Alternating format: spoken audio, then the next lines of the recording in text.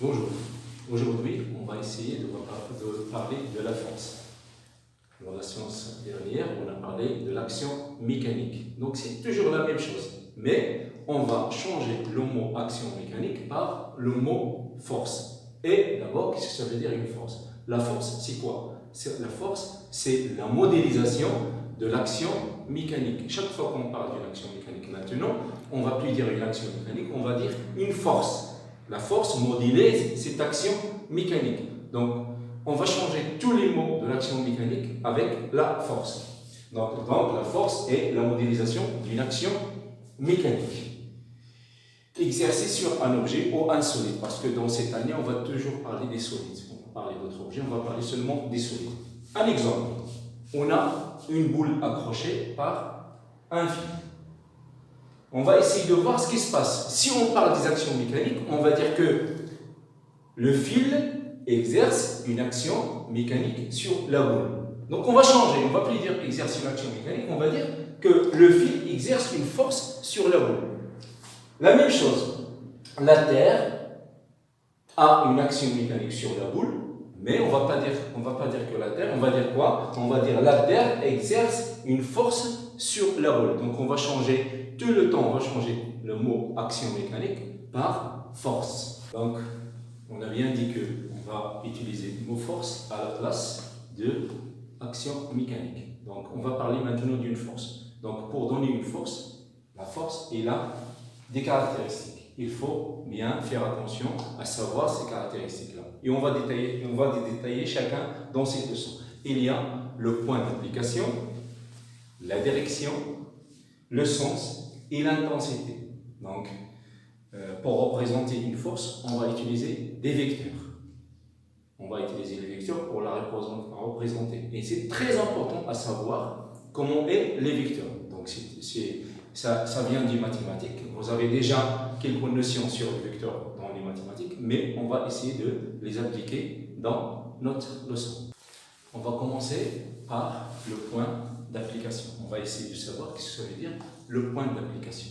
Le point d'application, c'est le point où l'acteur exerce, on a déjà dit, exerce une action mécanique sur le receveur, mais maintenant on va dire si le point où l'acteur exerce une force sur le receveur. Donc on va donner deux exemples pour expliquer un petit peu ce que ça veut dire le point d'application. Le premier exemple, quand on essaie de tirer avec un fil cet objet S vers le haut, vous voyez que ce fil-là, il est en contact avec l'objet S par le point A. Donc le point A, c'est le point d'application de la force exercée par le fil sur le solide S. La même chose pour le deuxième exemple. Ici, on tire notre objet vers l'avant. Donc vous voyez que le fil exerce sa force sur l'objet S dans le point B. Donc le point B, c'est le point d'application pour la force exercée de ce fil-là. Donc pour une force de contact, vous voyez que chaque fois, dans tous les exemples que je viens d'expliquer, on a une action mécanique de contact localisé. On a une action mécanique de contact localisé. Donc elle se fait sur un point. C'est pour cela qu'on va dire quoi? Pour une force de contact localisé, on parle du point où il y a le contact. Donc, le point d'application, c'est le point où il y a le contact entre l'acteur et le receveur. On va suivre, on va donner d'autres points d'application. Donc, on va voir si la force est répartie. Si l'action mécanique est répartie, mais on va dire si la force est répartie. Comment on va faire pour savoir le point d'application? Donc, on va essayer d'expliquer sur un exemple. Pour une force répartie, le point d'application est le centre de la surface du contact. On va donner cet exemple. On a une table où on a mis, sur cette table, on a mis un cylindre. Donc, vous voyez que le cylindre est en contact avec la table par une surface. C'est un disque. Le bas de notre cylindre, c'est un disque. Donc, quel est le point qu'on va prendre pour déterminer le point d'application? Donc, on va prendre le centre du disque. Le centre du disque qui est attaché avec le cylindre. Donc, on va prendre là, le point d'application, c'est le centre de la surface du contact. Le contact entre la table et le cylindre. Troisième cas, pour une force à distance. Pour une force à distance, vous savez que chaque fois qu'il y a une force à distance, ça veut dire une action mécanique à distance, il n'y a pas de contact ni entre le receveur et le récepteur. Donc, comment on va déterminer le point d'application? Donc, c'est pour cela qu'on va essayer de travailler avec le point G. Vous savez que ça veut dire le point G, c'est le centre de gravité. On va déterminer le centre de l'objet. C'est vrai, quand on a des objets géométriques, c'est facile à déterminer leur centre. Mais quand on a un objet qui n'a pas une forme géométrique, il est indispensable de savoir comment déterminer son centre de gravité. Donc, dans cet exemple, si on a un objet sphérique qui est tombé vers la Terre, on détermine le centre de ce sphère et c'est lui le centre de gravité, G. Deuxième caractéristique de la force, c'est la direction. La direction, il y a une relation avec la droite. Donc, c'est la droite d'action de la force. Donc, c'est tout simplement une droite. L'exemple, on va voir cet exemple, une boule accrochée par un fil. On a A, c'est le point d'action. Et B, c'est un autre point qu'on a ajouté. Donc, la droite d'action pour cette force-là, la force exercée par le fil sur la boule, c'est la droite AB. La même chose ici, donc ce solide-là, on est en train de le tirer par ce fil. Donc, toujours, je fais attention, le point d'application, c'est A. Et la droite d'action, ça veut dire la direction, c'est la droite AB. Donc, c'est tout simplement, on va déterminer une droite et c'est elle la direction. Caractéristique de la force, on va parler des troisième caractéristiques. Le sens. Pour le sens, on va donner un exemple. Cet exemple-là, toujours une balle, un corps S qui est accroché par un fil.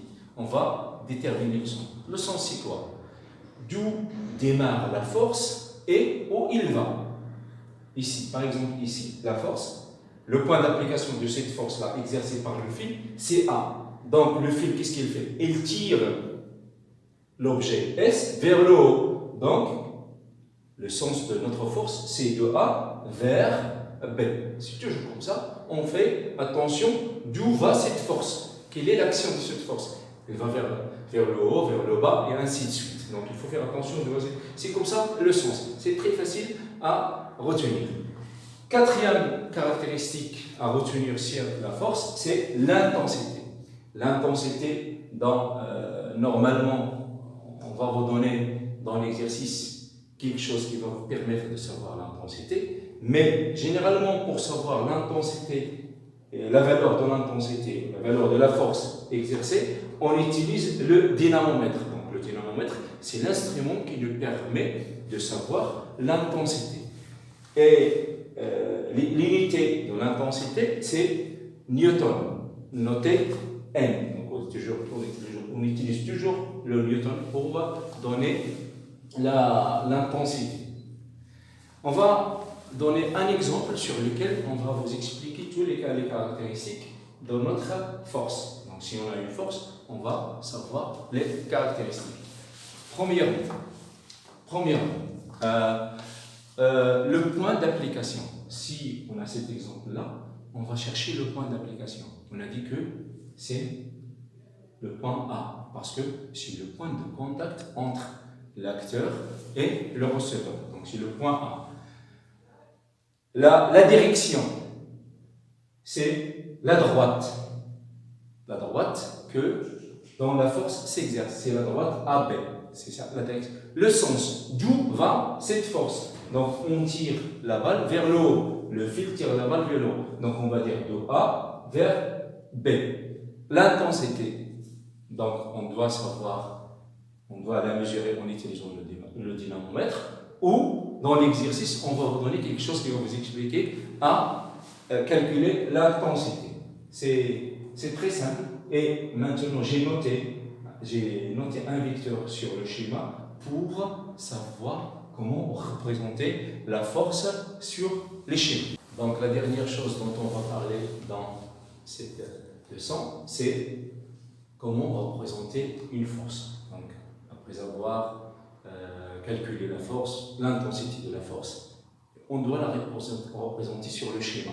Donc pour la représenter sur le schéma, c'est très important de savoir comment faire. Il faut d'abord choisir une échelle. Que ce soit l'échelle et sur l'exercice, ou à vous de choisir l'échelle. C'est très simple. On va choisir l'échelle. Qu'est-ce que ça veut dire choisir l'échelle? On va prendre, par exemple, on a l'intensité. L'intensité d'une force est, par exemple, 5 newtons. Et je veux la représenter sur mon schéma. Donc, qu'est-ce que je dois faire? Je dois représenter 1 newton, l'intensité de 1 newton, combien sera en longueur. Par exemple, je prends 1 newton qui sera représenté par 0,5 cm. C'est comme ça. Qu'est-ce que je dois faire? Je dois faire la règle de 3 pour comprendre. Donc 0,5 représente 1 newton. Je vais chercher la longueur qui va représenter 5 newtons ou 4 newtons, comme j'ai donné sur l'exemple.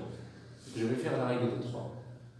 Donc par exemple, ici, on a 1 newton est représenté par 0,5 cm. 4 newtons sera représenté par 0,5 cm fois 4 newtons divisé par 1 newton, mais je l'ai laissé comme ça pour simplement comprendre. 0,5 cm fois 4, et c'est 2 cm. Si on veut représenter par exemple la même chose, 6 newtons, on va faire 0,5 fois 6 et ça sera 3 cm. Donc sur mon dessin, je vais dessiner, si j'ai 4 newtons, je vais dessiner 2 cm. Si j'ai 6 newtons, je vais dessiner 3 cm. Donc un vecteur qui sera de la longueur de 3 cm ou 2 cm si j'ai 4 newtons. J'espère que vous avez bien compris. Il y aura des exercices dans le site. Merci pour votre attention.